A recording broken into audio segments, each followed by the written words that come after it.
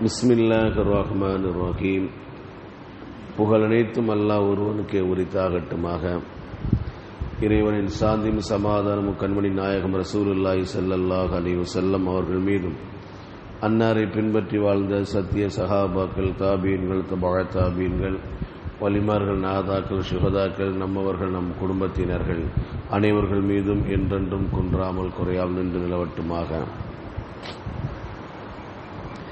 قال الله سبحانه وتعالى في القرآن العظيم: أعوذ بالله من الشيطان الرجيم بسم الله الرحمن الرحيم وليعلم الذين أوتوا العلم أنه الحق من ربك فيؤمن به فتخبت له قلوبهم وإن الله لهادي الذين آمنوا إلى صراط مستقيم. صدق الله العلي العظيم. நபியே, கல்வி ஞானம் வழங்கப்பட்டோர் இந்த வேதமானது உம்முடைய இறைவனிடமிருந்து வந்த உண்மையாகும் என அறிந்து அதன் மீது நம்பிக்கை கொள்வதற்காகவும் அவர்களின் உள்ளங்கள் அவனுக்கு பணிவதற்காகவும் இவ்வாறு அவன் செய்கின்றான். நிச்சயமாக அல்லாஹ் இறை நம்பிக்கை கொண்டோரை நேரான வழியில் செலுத்துபவன் ஆவான் என்று அல்லாஹ் இந்த வசனத்தின் மூலம் சொல்லித் தருகிறான். கண்ணியத்திற்குரிய அல்லாஹ் நல்லடியார்களே, இதற்கு முந்தைய வசனம் 2-3 வசனம் நேரத்தில் பார்த்தோம். அதில் நபிகள் நாயகம் ஸல்லல்லாஹு அலைஹி வஸல்லம் அவர்கள் சூரத்து நஜ்ம் ஓதுகிற பொழுது அதில் ஒரு வசனம் 19-20வது வசனம், நீங்க வணங்குற அந்த லாத்து, அந்த உஸ்ஸா, அந்த மனாத்து என்ற 3வது கடவுளாகிய அந்த மனாத்து உங்களுக்கு என்ன பிரயோஜனத்தை தரும், நீங்க வணங்கிட்டு என்னத்தை உங்களுக்கு பிரயோஜனத்தை தரும் அப்படின்னு கேட்ட ரசூல் ஸல்லல்லாஹு அலைஹி வஸல்லம் அவர்கள் ஓதும்போது அந்த வசனத்தை ஓதினார்கள். ஆனா அதை திரித்து ஷைத்தான் அவர்களுக்கு இந்த மனாத்தி எங்களுக்கு மறுமை நாள்ல சிபாரிசு செய்யும் என்றெல்லாம் சொன்னான்னு சொல்லி நம்ம பார்த்த முந்தைய வசனத்துல பார்த்தோம். அல்லாஹ் தஆலா இதையே ஏற்படுத்துறான். இதை எதுக்கு ஏற்படுத்துறான்னு சொன்னா அதுக்கு ஒரு காரணத்தை சொல்றான். நபியே, கல்வி ஞானம் வழங்கப்பட்டோர் இந்த வேதமானது உம்முடைய இறைவனிடமிருந்து வந்த உண்மையாகும் என அறிந்து அதன் மீது நம்பிக்கை கொள்வதற்காகவும். அப்ப கல்வி ஞானம் பெற்றவர்கள் கண்டிப்பா வழங்கிக் கொள்வார்கள். குர்ஆனை அவர்கள் படித்தார்கள் சொன்னா இதுல அந்த மாதிரியே எதுவுமே இல்லையே. நீங்க சொல்ற மாதிரி நாங்க வணங்குற அந்த லாத்தும் அந்த உஸ்ஸாவும் மனாத்தும் மறுமை நாள்ல எங்களுக்கு சிபாரிசு செய்யும் சொல்லிகள்ல, அந்த மாதிரி எந்த ஒரு வசனமும் இல்லையே அப்படின்னா விளங்கி அவன் சிவார உண்மை அறிந்து இந்த குர்ஆன் பக்கம் தங்களுடைய மனதை பறிகொடுத்து விடுவார்கள் என்பதற்காக தான் இந்த மாதிரி சூழ்நிலை அல்லாஹ் தஆலா ஏற்படுத்துறான் என்று அல்லாஹ் தஆலா காரணத்தை சொல்றான். பொதுவாக கல்வி ஞானம் பெற்றவர்கள் அவர்களுக்கு நிறைய ஒரு ஆதாரம்லாம் தேவையில்லை, பார்த்தானே வழங்கி போயிட்டே இருப்பாங்க. ஹஜ்ரத் அபூபக்கர் நாயகம் ரலியல்லாஹு தஆலா அன்ஹு அவர்கள் மேராஜுடைய நேரத்தில் ரசூலுல்லாஹ் மேராஜ் போயிட்டு வந்து என்ன மக்களுக்கு மத்தியில் என்ன செய்கிறார்கள், நான் வானத்துக்கு போனேன் என்பதெல்லாம் ரசூலுல்லாஹ் விளக்கமா சொல்றாங்க. அந்த சபையில ரசூலுல்லாஹி ஸல்லல்லாஹு அலைஹி வஸல்லம் முதலாக மேராஜுக்கு போயிட்டு வந்த அந்த செய்தியை சபையில சொல்லும்போது யார் இல்ல பக்கத்துல? அபூபக்கர் நாயகம் ரலியல்லாஹு தஆலா அன்ஹு அவர்கள் இல்ல. அவர்கள் வெளியே போயிட்டாங்க. வெளியே போயிட்டு திரும்பி வந்துகிட்டு இருக்காங்க. அதுக்குள்ள ரசூலுல்லாஹ் மேராஜ் போயிட்டு வந்த செய்தியை சொல்லிட்டாங்க. அதுல ஒரு மனிதர், ஒரு இறை மறுப்பாளன் ஹஜ்ரத் அபூபக்கர் நாயகம் ரலியல்லாஹு தஆலா அன்ஹு அவர்களை பார்த்து கேட்டார், அபூபக்கர் இர்ஃபர் ரிஜ்லக, உடைய காலை ஒரு காலை தூக்குங்களா அடிக்கினாங்க, உங்க காலை ஒரு காலை தூக்குங்களா அடிக்கினாங்க. அவங்க தூக்கிட்டாங்க. வர்ஃபைல் உஹ்ரா, இன்னொரு காலை தூக்குங்களா அடிக்கணும், இன்னொரு காலை தூக்குனா நான் கீழே விழுந்துருவோம் பாடிக்கினாங்க. யாரு? அபூபக்கர் நாயகம் சொன்னாங்க, ஒரு காலை தானே தூக்க முடியும், ஒரு காலில் நிக்கலாம், இன்னொரு காலை தூக்க நான் கீழே விழுந்துருவோம் பாடிக்கினாங்க. அப்ப அந்த இறை மறுப்பாளன் சொன்னா, ஒரு முழம் ஒரு சாணு கூட உங்களால 2 காலை உயர்த்தி நிக்க முடியாது. ஆனா நீங்க யார நபி நபின்னு சொல்றீங்களோ அவங்க ஒரே இரவுல வானத்துக்கு போயிட்டு எல்லாம் போயிட்டு கீழே வந்துட்டாங்களா, இது எப்படி யோசிக்க முடியும்னாங்களா. அதற்கு அபூபக்கர் நாயகம் ரலியல்லாஹு தஆலா அவர் கேட்டார்கள், இந்த செய்தியை ரசூலுல்லாஹ் சொன்னாங்களா, நான் வானத்துக்கு போயிட்டு வந்தேன் செய்தி சொன்னாங்களா? ஆமா. அவங்க சொன்னா உண்மையா தான் இருக்கும். ஏன்னா வானத்திலிருந்து தூது செய்தி கீழே வரும்போது எங்கள் நாயம் கண்மணி முத்து முகமது ஸல்லல்லாஹு அலைஹி வஸல்லம் அவர்கள் அந்த வானத்துக்கு போயிட்டு வர முடியாது, என்ன இருக்குது, வானத்துக்கு போக முடியாது, என்ன சங்கடம் இருக்குது, ஒண்ணும் கிடையாது, நான் ஏற்றுக்கொள்கிறேன் என்றார்கள். அப்ப அறிவாளி, அப்ப அறிவாளிகளுக்கு நிறைய ஆதாரங்களை கொட்ட வேண்டிய அவசியமே இல்லை. அவர் விளங்கி கொண்டு அவர் செய்வார்கள், நல்ல வழிக்கு வந்து விடுவார்கள்.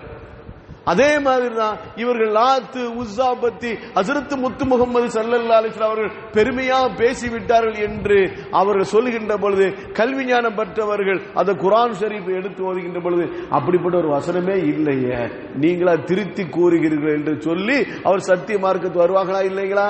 அப்போ அறிவுடையவர்களை விளங்கி சத்திய மார்க்கத்து வருவார்கள் என்பதற்கான ஒரு சூழ்நிலை அல்லாஹ் தஆலா ஏற்படுத்தினான்.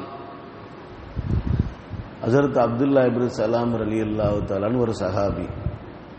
நம்ம இவரை பத்தி நிறைய சொல்லியிருக்கோம். தௌராத் வேதத்தை மனப்பாடம் பண்ண 4 பேர்ல இவங்க ஒரு ஆளு.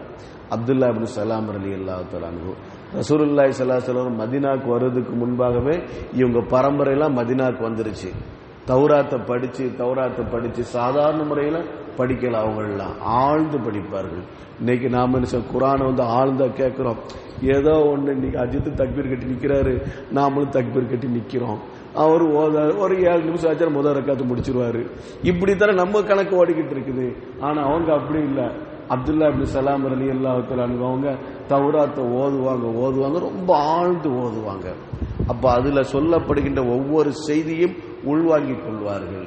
அதுல சொல்லப்பட்டு கடைசி நபி மதீனாவுக்கு தான் வருவாங்க. எஸ்ரிபு நல்லா இருக்கும், மதீனாவுக்கு தான் வருவாங்க அப்படின்னு சொல்லப்பட்டனால அவங்க குடும்பத்தோட மதீனால தங்கினாங்க. இப்ப ரசூலுல்லாஹ்வுடைய அங்க அடையாளம் அத்தனையும் அவரை தெரிந்து கொண்டார்கள். தௌராத்தை படிச்சு ரசூலுல்லாஹ்வுடைய அங்க அடையாளங்களை அத்தனையும் தெரிந்து கொண்டார்கள். அவர்களுக்கு 3 பிரச்சனை, 3 கேள்விக்கு அவர்களுக்கு பதில் தெரியவில்லை. இந்த 3 கேள்விக்கு பதில் தெரிய வேண்டும் என்று சொன்னா அது ரசூல் ஸல்லல்லாஹு அலைஹி வஸல்லம் கேட்டாகணும். அப்ப யாரு ரசூலாக வராங்களோ அவங்கள்ட்ட கேட்டு தெளிவு பெற்றா தான் அவங்களுக்கு மனசு நிம்மதி. அந்த 3 கேள்விக்கு அவர்களுக்கு அந்த இடத்துல விடை தெரியவில்லை. அப்ப இந்த விடை யாரு சொல்வா? யார் அல்லாஹ்வுடைய தூதர் என்று சொல்கிறார்களோ அவர்களால் தான் பதில் சொல்ல முடியும், வேற யாராலும் பதில் சொல்ல முடியாது அந்த 3 கேள்விக்கு. இவங்க என்ன செய்யறாங்க? அப்போ ரசூலுல்லாஹ் வந்தாங்கன்னா நம்ம படிச்சதெல்லாம் பார்ப்போம், நம்ம தௌராத்துல படிச்ச அங்க அடையாளம் அப்படி இருக்கான்னு பார்ப்போம், அப்படி இருந்தா ஏற்றுக்கொள்வோம், அதுக்கு முன்னால் அந்த 3 கேள்விக்கு நம்ம பதில் தெரிஞ்சுக்குவோம் அப்படின்னு சொல்லி இவங்க சஹாபி இருந்துகிட்டே இருந்தாங்க. ரசூலுல்லாஹ் மக்காவிலிருந்து மதீனாக்கு வந்தாங்க, குபாக்கு வந்தாங்க. குபாக்கு வந்த செய்தி கேள்விப்பட்ட உடனே இவங்க நேர குபாக்கு போறாங்க. யாருங்க? அப்துல்லா இப்னு சலாம் ரலியல்லாஹு அன்ஹு அவங்க குபாக்கு போறாங்க. குபாக்கு போன உடனே இதுல யாரு நபின்னு அவங்க பார்த்த உடனே அந்த அங்க அடையாளத்தை அவங்க தௌராத்துல படிச்சிருக்காங்களா இல்லைங்களா, அந்த அங்க அடையாளத்தை பார்த்தோன்னு தெரிந்து கொண்டாலும் நீங்கள் நபின்னு. இப்ப எனக்கு எல்லாமே தெரியும், 3 விஷயம் மட்டும் எனக்கு தெரியணும். எனக்கு 3 நான் தௌராத்தில் படிச்ச அத்தனையும் உங்களுடைய முகத்திலிருந்து உடம்பிலிருந்து நான் கண்டுகொண்டேன். உங்க உடம்பு அசைவு அத்தனை நான் கண்டுகொண்டேன். ஒரு நபி எப்படி அமருவார்கள் என்று கூட தௌராத்தில் சொல்லப்பட்ட முந்திய வேதத்தில் சொல்லப்பட்டிருக்கிறது. ஒரு நபி அவருடைய தோழர்களோடு எப்படி அமர்ந்து கொள்வார்கள் என்பது முதல் கொண்டு தௌராத்தில் பதிவு செய்யப்பட்ட காரணத்தினால் உங்களை நபி என்று தெரிந்து கொண்டேன். ஆனாலும் எனக்கு ஒரு 3 கேள்விக்கு பதில் அது நீங்க சொல்வதில் தான் எனக்கு தெரியும். யாரு நபியோ அவங்க சொன்னாதான் பதில் தெரியும், அதுவரை எனக்கு தெரியாது. இப்ப நான் ஒரு 3 கேள்வி கேட்கிறேன். நீங்க நபியா இருந்தா நீங்க தான் சொல்லணும், சொல்ல முடியும், வேற யாராலும் சொல்ல முடியாது. முதல் கேள்வி கேட்கிறாங்க, மறுமை நாளுடைய அடையாளங்கள்ல மிகப்பெரிய அடையாளம் எது? மறுமை நாளுடைய அடையாளங்கள்ல மிகப்பெரிய அடையாளம் எது? இதை நீங்க சொல்லுங்க. 2வது, மறுமை நாள்ல சொர்க்கத்துல முதலாக சொர்க்கவாசிகள் சாப்பிடக்கூடிய அந்த உணவு எது? 3வது, ஒரு குழந்தை ஒருவருக்கு பிறக்குது, ஆண் சாயலாம் பிறக்குது, பெண் சாயலாம் பிறக்குது. அதாவது தகப்பனாருடைய முக அமைப்பிலையும் பிறக்குது, அதே மாதிரி தாயுடைய முக அமைப்பிலும் பிறக்குது. இது எதனால பிறக்குது? இந்த 3 கேள்வி இன்னைக்கு நமக்கு சாதாரணம் தெரிஞ்சு பல தடவை கேட்டனால நமக்கு சாதாரணம் தெரிஞ்சு போச்சு. ஆனா இது அந்த காலத்தில் மிகப்பெரிய ஒரு சிக்கலான கேள்வி. இந்த கேள்விக்கு நீங்க பதில் சொல்லுங்க, உங்களை நான் நபின்னு ஏற்றுக்கொள்கிறேன். அப்ப அந்த நேரத்தில் யார் வந்துட்டு போயிருக்கிறா? ஜிப்ரீல் ஸல்லல்லாஹு அலைஹி வஸல்லம். இவங்க கேட்க அல்லாஹ் தஆலா ஜிப்ரீல் ஸல்லல்லாஹு அலைஹி வஸல்லம் அவர்களை இறக்கி அவளுக்கு செய்தி அனுப்பிச்சுட்டு போயிட்டாங்க. இப்போ முதல் கேள்விக்கு பதில் சொல்றாங்க. முதல் கேள்வி, நீங்க என்ன கேள்வி கேட்டீங்க? மறுமை நாளுடைய அடையாளங்கள்ல மிகப்பெரிய அடையாளம் எது கேட்டீங்களா இல்லைங்களா? இப்பொழுது எனக்கு அல்லாஹ் தஆலா செய்தி அனுப்பி வைச்சான். அது ஜிப்ரீல் ஸல்லல்லாஹு அலைஹி வஸல்லம் மூலமா எனக்கு சொல்லி தந்தான். கிழக்கிலிருந்து புறப்படுகின்ற ஒரு தீ அப்படியே மக்களை அழைத்து மேற்கில் ஒன்று சேர்த்து விடும். கிழக்கிலிருந்து புறப்படுகின்ற அந்த தீ அப்படியே மேற்குல வந்து சேர்த்துவிடும், மக்கள் அனைவரையும் சேர்த்து விடும். இதுதான் மறுமைய நாளை அடையாளங்கள் மிகப்பெரிய அடையாளம் என்று சொன்னார்கள். ரெண்டாவது என்ன அடையாளம், ரெண்டாவது என்ன பதில்? அதாவது சொர்க்கத்துல சொர்க்கவாசியில் சாப்பிடக்கூடிய முதல் உணவு இது ஒரு பெரிய மீனுடைய ஈரல் பகுதி என்று சொன்னார்கள். ஈரல் பகுதின்னு சொல்லுவாங்க, அல்ல ஈரல் பகுதியில சதை பகுதி என்று சொல்வார்கள், பலவிதமா வந்திருக்குது.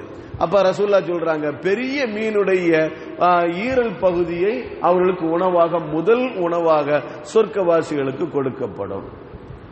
மூன்றாவது கேள்வி கேட்டாங்களா? இல்லைங்களா? ஒரு குழந்தை பிறக்குது, தகப்பனாருடைய சாயலிலும் பிறக்குது, மனைவியுடைய சாயலிலும் பிறக்குது.